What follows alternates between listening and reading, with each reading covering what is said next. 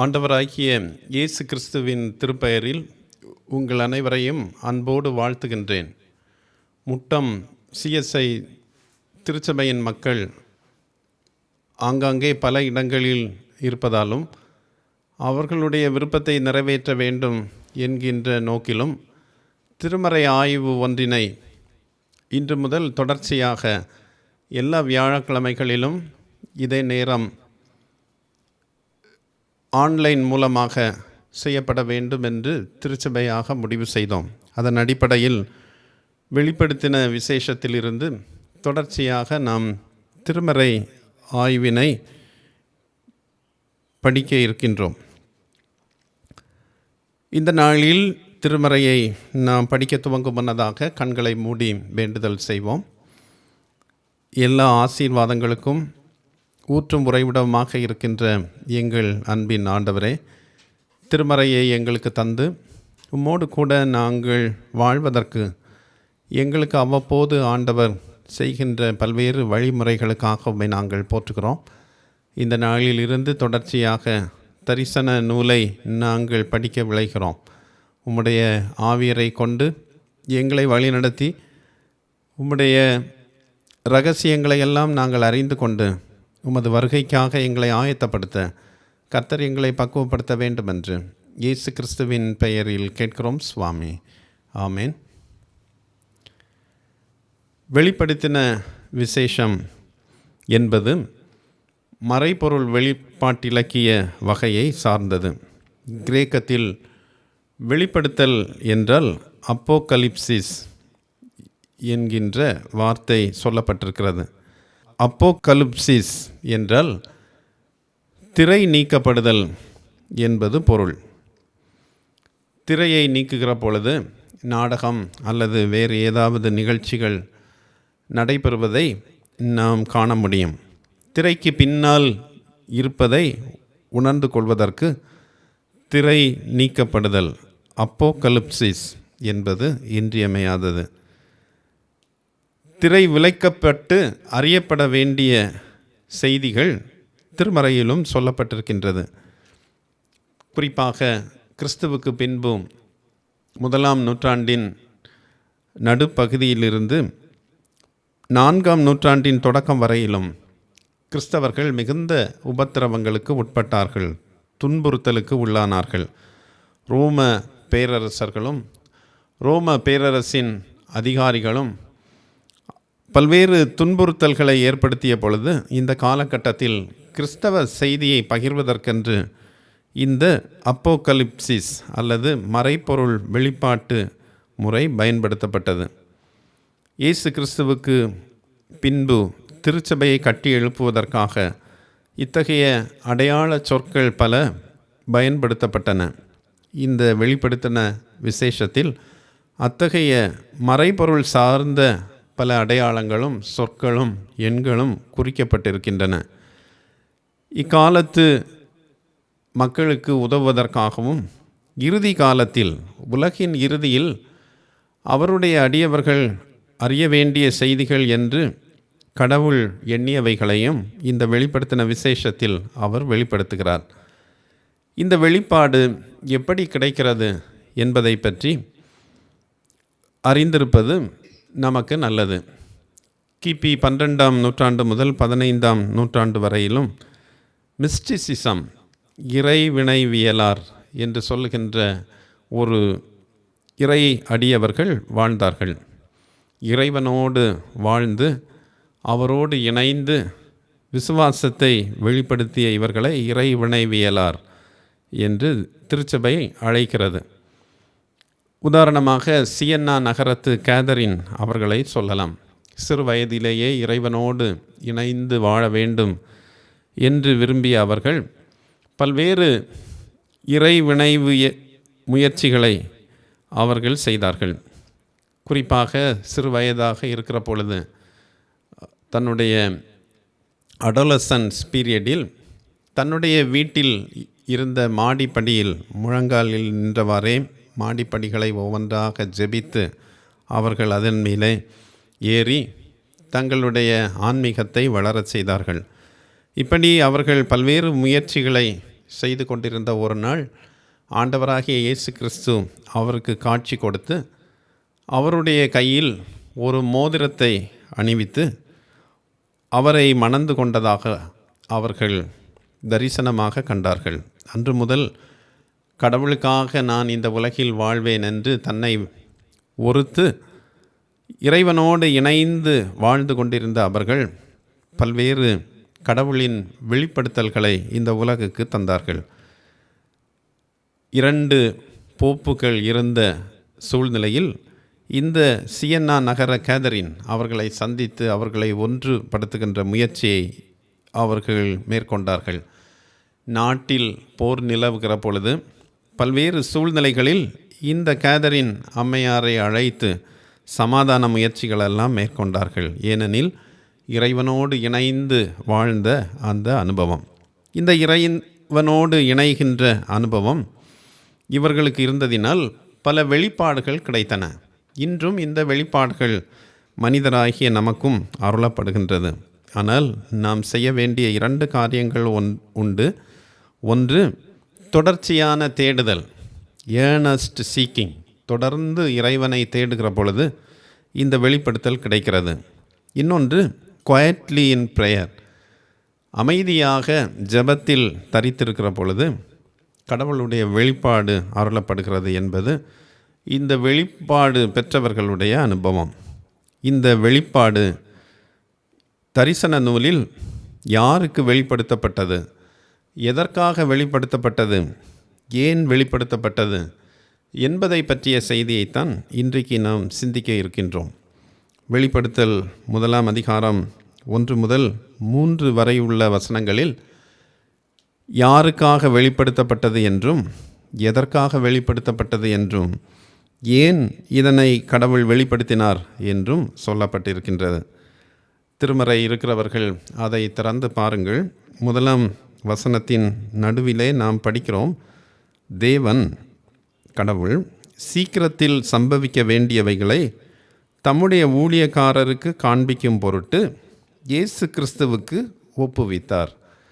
கடவுள் சீக்கிரத்தில் சம்பவிக்க வேண்டியவைகளை அவருடைய ஊழியக்காரருக்கு, அவருடைய பிள்ளைகள் அறிய வேண்டும் என்று விரும்பி அந்த இரகசியங்களையெல்லாம் இயேசு கிறிஸ்துவுக்கு ஒப்புவித்தார். இயேசு கிறிஸ்து இவர் தம்முடைய தூதனை அனுப்பி தம்முடைய ஊழியக்காரனாகிய யோவானுக்கு வெளிப்படுத்தின விசேஷம். இயேசு கிறிஸ்து இரகசியங்களையெல்லாம் அறிந்த இயேசு கிறிஸ்து அந்த இரகசியங்களை அவருடைய அன்பின் சீடராகிய யோவானுக்கு வெளிப்படுத்தினார் என்று 1ஆம் வசனத்தில் சொல்லப்பட்டிருக்கின்றது. யோவானுக்கு வெளிப்படுத்தினது மட்டுமல்ல, இந்த வெளிப்படுத்துதலை மக்களுக்கு சொல்ல வேண்டும். 3ஆம் வசனத்திலே படிக்கிறோம், இந்த தீர்க்க தரிசன வசனங்களை வாசிக்கிறவனும் கேட்கிறவர்களும் இதில் எழுதியிருக்கிறவைகளை கை கொள்ளுகிறவர்களும் பாக்கியவான்கள் என்று சொல்லப்பட்டிருக்கின்றது. யோவான் இந்த தீர்க்க தரிசனங்களை எல்லாம் அறிந்து மக்களுக்கு வெளிப்படுத்துகிறார். ஏனெனில் இதை வாசித்து கேட்டு கை கொள்ளுகிறவர்கள் பாக்கியவான்களாக திகழ வேண்டும். அதன் இறுதியில் இன்னமும் ஒரு வாக்கியம் வருகிறது, காலம் சமீபமாயிற்று. காலம் சமீபமாக இருப்பதினால், ஆண்டவருடைய வருகை வெகு சீக்கிரமாக இருப்பதினால் மக்கள் இந்த இரகசியங்களை அறிந்து அதற்கேற்ப வாழ வேண்டும். அதிலும் குறிப்பாக அவருடைய பிள்ளைகள், அவருடைய ஊழியக்காரர்கள். இங்கே வெளிப்படுத்தப்பட்ட தரிசன நூலின் செய்திகளை எல்லாம் அறிந்து அவருடையவர்களாக வாழ வேண்டும் என்று இந்த இரகசியங்களை அவர் வெளிப்படுத்தி இருப்பதாக இங்கே சொல்கின்றார். இங்கே சொல்லப்பட்ட தூதன் யார்? 1ஆம் வசனத்தை பாருங்கள். இயேசு கிறிஸ்துவுக்கு ஒப்புவித்ததும் தம்முடைய தூதனை அனுப்பி தம்முடைய ஊழியக்காரனாகிய யோவானுக்கு வெளிப்படுத்தினார். இயேசு கிறிஸ்து எப்படி சொன்னார்? பத்மு தீவில் நாடு கடத்தப்பட்ட நிலையில் யோவான் இருக்கின்றார். துன்புறுத்தல் காலத்தில் சீடர்களெல்லாம் வெவ்வேறு துன்பங்களை அனுபவித்த பொழுது இயேசு கிறிஸ்துவினுடைய அன்பின் சீடராகிய யோவான் நாடு கடத்தல் என்கிற துன்புறுத்தலுக்கு ஆளானார். அவரை நாடு கடத்தி பத்மு தீவில் வைத்திருந்தார்கள். அந்த நேரத்தில்தான் அவருக்கு வெளிப்பாடு கிடைத்தது. அவர் அங்கே இருக்கிற பொழுது இயேசு கிறிஸ்து தம்முடைய தூதனை அனுப்புகிறார். யார் இந்த தூதன் என்பதை பற்றி திருமறை எதுவும் சொல்லவில்லை. ஆயினும் வெளிப்படுத்தல் 22ஆம் அதிகாரம் 9ஆம் வசனத்தில் இந்த தூதனை பற்றிய ஒரு சின்ன குறிப்பு இருக்கிறது. 22ஆம் அதிகாரம் 9ஆம் வசனத்தை பாருங்கள். நீ இப்படி செய்யாதபடி பார். 8ஆம் வசனத்தில் இவைகளை யோவானாகிய நானே இவைகளை கண்டும் கேட்டும் இருந்தேன். இந்த செய்திகளை எல்லாம் கேட்டேன். நான் கேட்டு கண்டபோது இவைகளை எனக்கு காண்பித்த எனக்கு சொன்ன தூதனை வணங்கும்படி அவன் பாதத்தில் விழுந்தேன். அப்படியானால் தூதன் யார்? யோவான் வணங்கத்தக்க ஒருவர்.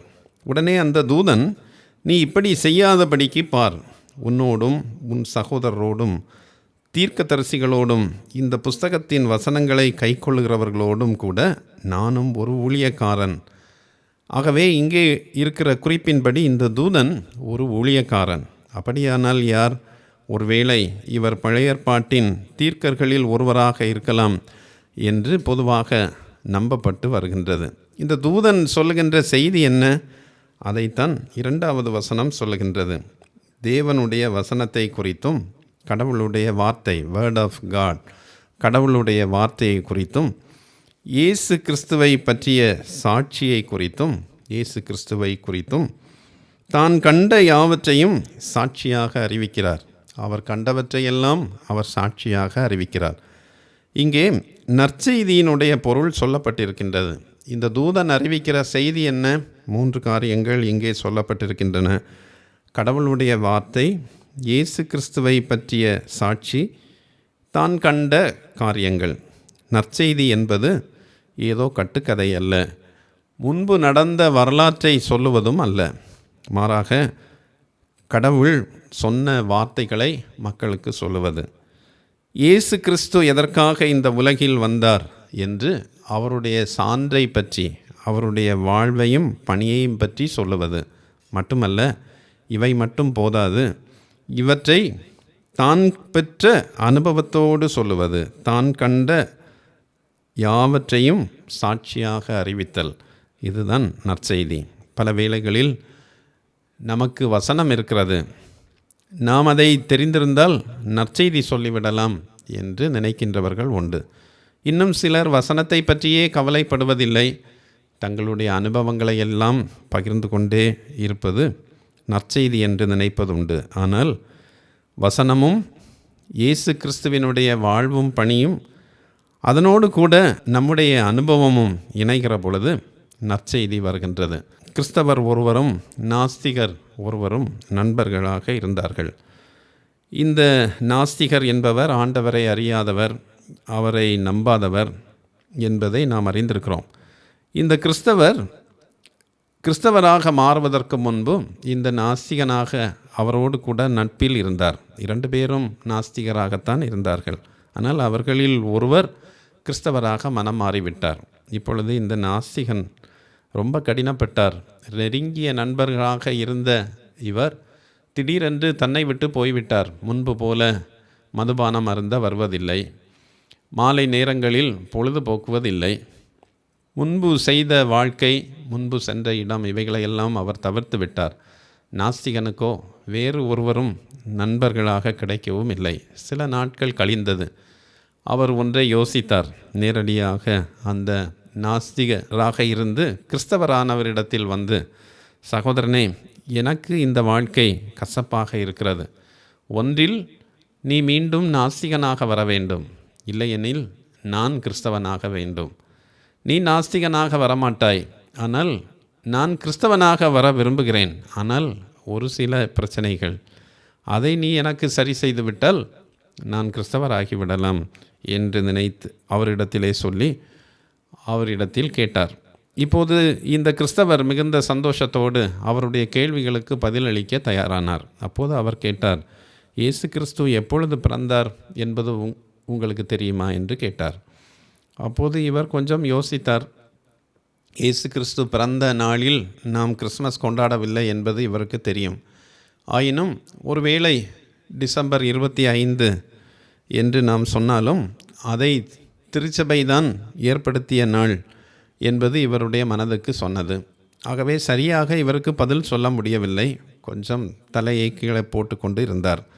உடனே அவர் கேட்டார், சரி, இயேசு கிறிஸ்து எந்த நாளில் பிறந்தார் என்பது உனக்கு சரியாக தெரியாது. இயேசு கிறிஸ்து எப்பொழுது இறந்தார் என்பது தெரியுமா என்று கேட்டார். அப்பொழுது இன்னும் குழம்பி போனார். ஒருவேளை பிறந்த நாள் டிசம்பர் 25 என்று உலகமே சொன்னாலும் இறந்த நாளை எப்படி சொல்லுவது?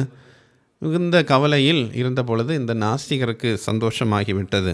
வெகு விரைவில் இந்த கிறிஸ்தவன் என்னோடு கூட வருகிறப் போகிறான் என்று அவர் மகிழ்ந்து கொண்டிருந்த பொழுது திடீரென்று இவருடைய உள்ளத்தில் ஒரு உணர்வு வந்தது. அவர் அப்படியே தன்னுடைய தலையை நிமிர்த்தி இந்த நாஸ்திகனை பார்த்து சொன்னார், சகோதரனே, இயேசு கிறிஸ்து எப்பொழுது பிறந்தார் என்பது எனக்கு தெரியாது, எப்பொழுது இறந்தார் என்பதும் எனக்கு தெரியாது. ஆனால் ஒன்று மட்டும் எனக்கு தெரியும். உன்னோடு நான் நண்பனாக இருந்த பொழுது ஒவ்வொரு நாளும் மாலையில் என்னுடைய வீட்டிற்கு செல்லுகிற பொழுது என்னுடைய சத்தத்தை கேட்கும் முன்னதாகவே என்னுடைய மனைவியும் பிள்ளைகளும் ஓடி ஒளித்து கொண்டார்கள். வீட்டிற்குள்ளே சென்று நான் ரகளை செய்து வந்தேன். ஆனால் இப்பொழுது இயேசு கிறிஸ்துவை ஏற்றுக்கொண்டிருக்கிறேன். நான் தூரத்தில் வருகிற பொழுதே என்னுடைய மனைவி பிள்ளைகளை பார்த்து, அதோ அப்பா வருகிறார் என்று சொல்ல பிள்ளைகள் ஓடி வருகிறார்கள். நான் 2 பேரையும் அணைத்து கொண்டு சென்று வீட்டில் மகிழ்ச்சியாக வாழ்கிறோம். இந்த அனுபவம் ஒன்று மட்டும் போதும். இயேசு கிறிஸ்து வாழ்கிறார், எங்களை வாழ்விக்கிறார் என்பதை சொல்ல என்று சொன்னார். நண்பர்களே, இயேசு கிறிஸ்துவினுடைய நற்செய்தி நம்மிலே பலருக்கு தெரியும். வேத புத்தகத்தில் உள்ள வசனங்களெல்லாம் தெரியும். இயேசு கிறிஸ்துவினுடைய வாழ்வும் பணியும் தெரியும். ஆனால் அந்த நற்செய்தி நம்முடைய வாழ்வாக இருக்கிறதா என்பதை சிந்தித்து பார்ப்பதற்கு இன்றைக்கு ஆண்டவர் அழைக்கிறார். இந்த பகுதியிலே நாம் படிக்கிறோம், இங்கே தூதன் சொல்லுகின்ற செய்தி கடவுளுடைய வார்த்தையையும் இயேசு கிறிஸ்துவினுடைய சாட்சியையும் அவர் பெற்ற அனுபவத்தையும் இணைத்து இங்கே சொல்வதாக சொல்லுகிறார். இந்த நூலின் செய்தி எத்தகையது என்பதையும் நாம் அறிந்திருக்க வேண்டும். நான் தொடக்கத்திலேயே சொன்னேன், இது ஒரு வரலாற்று நூல் அல்ல. ஏதோ நடந்த சம்பவத்தை எல்லாம் இந்த நூலில் எழுதியும் வைத்திருக்கவில்லை. மாறாக இது ஒரு தீர்க்க தரிசன நூல். நடைபெற உள்ள காரியங்களை வெளிப்படுத்துகின்ற ஒரு நூல். ஆகவேதான் 3ஆம் வசனத்திலே நாம் படிக்கிறோம், இந்த தீர்க்க தரிசன வசனங்களை, இந்த சரித்திரத்தை அல்ல, நடைபெற்ற நிகழ்வுகளையும் அல்ல, தீர்க்க தரிசன வசனங்களை வாசிக்கிறவனும் கேட்கிறவரும் கை கொள்கிறவர்களும் பாக்கியவான்கள் என்று எழுதப்பட்டிருக்கின்றது. பாக்கியவான்கள் என்றால் ஆசீர்வதிக்கப்பட்ட மக்கள். திருமறையின் இந்த வெளிப்படுத்தல் விசேஷத்தின் 22ஆம் அதிகாரத்திலும் இதே செய்தி சொல்லப்பட்டிருக்கின்றது. வாசிக்கிறவர்கள், கேட்கிறவர்கள், கை கொள்ளுகிறவர்கள் பாக்கியவான்கள். கல்வியாளர் ஒருவர் சொல்கின்றார், வாசிக்கிற பொழுது 30% தான் மனதில் பதிகிறது, கேட்கிற பொழுது 30% மனதில் பதிகிறது. வாசிப்பதும் கேட்பதுமாக இருந்தால் 60% மனதில் பதிகிறது. வாசிப்பதையும் கேட்பதையும் செயலாக்கம் செய்கிற பொழுது அல்லது கை கொள்ளுகிற பொழுது அது 100% பலன் தருகின்றது. நாம் எப்படி கடவுளுடைய வார்த்தையை வாசிக்கிறோம், அதை அப்பியாசிக்கிறோம் என்று சிந்தித்து பார்க்க இன்றைக்கு ஆண்டவர் அழைக்கிறார். மார்ட்டின் லூத்தர் கிங், சீர்திருத்தத்தின் தந்தை என்று அழைக்கப்படுகிறவர், திருமறையை படிப்பதை பற்றி இப்படி சொல்கின்றார். ஒரு மரத்தில் ஆப்பிள் பறிப்பது போல, ஆப்பிள் மரத்தில் ஆப்பிளை பறிப்பது போல நான் திருமறையை படிக்கிறேன். ஆப்பிள் மரத்தில் ஆப்பிளை எப்படி பறிப்பது என்பது நமக்கு மிகுந்த அனுபவம் இல்லை. அது ஏறக்குறைய நம்முடைய ஊரில் உள்ள புளிய மரத்தை போன்றது. புளிய மரத்தில் அந்த புளி பழுத்திருக்கிற பொழுது அதை பறிக்கின்ற அந்த நிகழ்வு நமக்கெல்லாம் தெரியும். மரத்திலே ஏறி அதை கொஞ்சம் உலுக்குகிற பொழுது நன்கு பழுத்தவைகளெல்லாம் மொத்தமாக கீழே விழுந்து விடுகின்றன. அதன் பின்னர் அதன் கிளைகளிலே ஏறி சென்று அதிலே இருக்கின்றவற்றையெல்லாம் ஒவ்வொன்றாக அதை பறித்து முழுவதுமாக அந்த பழுத்த புளியை சேகரிக்கிறார்கள். அதுபோல தான் ஆப்பிள் மரத்திலும் மார்ட்டின் லூத்தர் சொல்கின்றார், முதலாவது நான் திருமறை பகுதியை மொத்தமாக வாசிப்பேன், அதில் மீண்டும் வசனமாக வாசிப்பேன், அந்த வசனத்திற்குள்ளும் ஆண்டவர் என்னோடு பேசுகிற வசனத்திற்குள்ளே சென்று அந்த வசனத்தில் வாக்கியங்களில் வருகின்ற வார்த்தைகளை ஒவ்வொன்றாக நான் வாசிப்பேன், அந்த வார்த்தையில் ஒன்றை எடுத்துக்கொண்டு அந்த நாளின் சிந்தனையாக நாள் முழுவதும் நான் அதை கடைபிடிப்பேன் என்று சொல்கின்றார். நண்பர்களே, நம்முடைய வேத வாசிப்பும் அவருடைய வார்த்தையை அறிந்து கைக்கொள்கின்ற தன்மை நம்மில் எப்படி இருக்கிறது என்பதை நாம் சிந்தித்து பார்ப்போம். வேதத்தை வாசி, அதை நிதம் நேசி, தினம் அப்பியாசி, நீ சுகவாசி என்று ஒரு அழகிய பாடல் உண்டு. வேதத்தை வாசிப்போம், அதை நேசிப்போம், அப்பியாசிப்போம், சுகமாக வாழ நம்மை அர்ப்பணிப்போம். பலர் வெளிப்படுத்தல் நூலை வாசிப்பதே இல்லை. ஏனெனில் அந்த நூல் அந்த ஒவ்வொரு நாளுக்கும் உரிய செய்தியை தருவதில்லை என்று நாம் நினைக்கிறோம். ஆகவே பல வேளைகளில் திருமறையை நன்கு வாசிக்க நேசிக்க தெரிந்தவர்களும் வெளிப்படுத்தலை ஒதுக்கி தள்ளுவது உண்டு. இது ஒரு விதத்தில் சாத்தானின் சூழ்ச்சி என்றும் நாம் சொல்லலாம். ஏனெனில் சாத்தானை பற்றிய செய்திகள் இதிலே சொல்லப்பட்டிருக்கிறது. அவனுக்கு எதிரான செய்திகள் இங்கே சொல்லப்பட்டிருக்கிறது. சாத்தான் பாதாளத்தில் கட்டப்படும் தரிசனம் இந்த நூலில் சொல்லப்பட்டிருக்கிறது. கந்தகமும் அக்கினியும் எரிகிற கடலில் தள்ளப்படும் செய்தியும் சொல்லப்பட்டிருக்கிறது. இதனால் இதை வாசிப்பதற்கு அவனுடைய தடையும் இருக்கிறது. ஆகவே இதில் இருக்கிற கருகலான பகுதியை புரிந்து கொண்டு நாம் இந்த பகுதிகளை வாசித்து கடைசி காலத்திற்குரியவைகளை அறிந்து கொள்வது மிக முக்கியமான ஒன்று. இந்த நூலை வாசிப்பது கண்டிப்பானது என்கின்ற செய்தியும் இந்த 3ஆம் வசனத்தின் கடைசி வாக்கியத்தில் சொல்லப்பட்டிருக்கிறது. ஏன் இந்த நூலை வாசிக்க வேண்டும், இதை வாசிப்பது ஏன் கண்டிப்பானது என்று கேள்வி எழுப்பினால் 3ஆம் வசனத்தின் கடைசி வாக்கியத்தை பாருங்கள். காலம் சமீபமாக இருக்கின்றது. மார்க்கு நற்செய்தி நூல் 13ஆம் அதிகாரம் 1 முதல் 3 வரை உள்ள வசனங்களில் எருசலேமை குறித்து உரைக்கப்பட்டவைகள் ஆண்டவரே எப்பொழுது சந்திக்கும் என்று அவருடைய சீடர்கள் இயேசுவிடத்தில் கேட்கிறார்கள். அப்பொழுது ஆண்டவர் ஒரு பதிலை சொல்கின்றார். அந்த நாளையும் நாளிகையையும் தந்தை தவிர மற்றொருவரும் அறியார், தூதர்களும் அறியார்கள் என்று சொல்கின்றார். ஆனால் பரமேறிய பின்பு தம்முடைய அன்பின் சீடனாகிய யோவானுக்கு சீடர்கள் கேட்ட அந்த இரகசியங்களை எல்லாம் அவர் வெளிப்படுத்துகிறார். அந்த வெளிப்படுத்தல் தான் இந்த நூலில் சொல்லப்பட்டிருக்கிறது. ஏனெனில் அவருடைய ஊழியக்காரரை, அவருடைய பிள்ளைகளை அவருடைய வருகைக்காக ஆயத்தம் செய்ய வேண்டும் என்று அவர் விரும்பினார். ஆகவே இதனை படிப்பது மிகவும் கண்டிப்பானது. மேலும் தானியேல் 12ஆம் அதிகாரம் 9ஆம் வசனத்தில் முடிவு காலம் வரை தீர்க்க தரிசன வார்த்தைகளை முத்திரை போடு என்று தானியேலுக்கு தரிசனமாக உரைக்கப்பட்டது.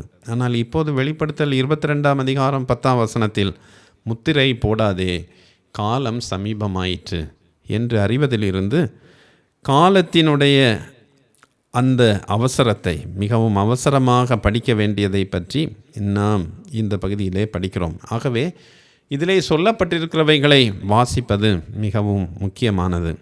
இந்த புத்தகத்தில் உள்ள செய்திகள் அவருடைய பிள்ளைகளுக்காக தரப்பட்டது என்பதை பற்றியும் ஒரு வசனம் இருக்கிறது. உபாகமம் 29ஆம் அதிகாரம் 29ஆம் வசனத்தை பாருங்கள். மறைவானவைகள் நம்முடைய தேவனாகிய கர்த்தருக்கே உரியவைகள், வெளிப்படுத்தப்பட்டவைகளோ இந்த நியாயப்பிரமாணத்தின் வார்த்தைகளின்படியெல்லாம் செய்யும்படிக்கு நமக்கும் நம்முடைய பிள்ளைகளுக்கும் என்றென்றைக்கும் உரியவைகள். இங்கே வெளிப்படுத்தப்பட்டவைகளெல்லாம் அவருடைய பிள்ளைகளுக்கு உரித்தானவைகள். பாவத்தில் வாழ்பவர்கள் இந்த வெளிப்படுத்தலை உணர முடியாது என்கின்ற குறிப்பு இந்த வசனத்தில் இருக்கிறது. கடவுளின் பிள்ளைகளே அதை அறிய முடியும். நண்பர்களே, இன்றைக்கு நாம் தியானித்தவைகளை மீண்டும் மனதிலே கொண்டு நம்மை அர்ப்பணிக்க ஆண்டவர் அழைக்கிறார். வெளிப்பாடு நமக்கு வேண்டுமாயின் அவரை தேடுவது, ஏர்னஸ்ட் சீக்கிங், அவருடைய சமூகத்தில் அமர்ந்திருந்து காத்திருத்தல் அவசியமானது என்று தியானித்தோம். நற்செய்தியை சொல்வதற்கு கடவுளுடைய வார்த்தையும் இயேசு கிறிஸ்துவினுடைய வாழ்வும் பணியும் நம்முடைய அனுபவமும் இன்றியமையாதது என்றும் தியானித்தோம்.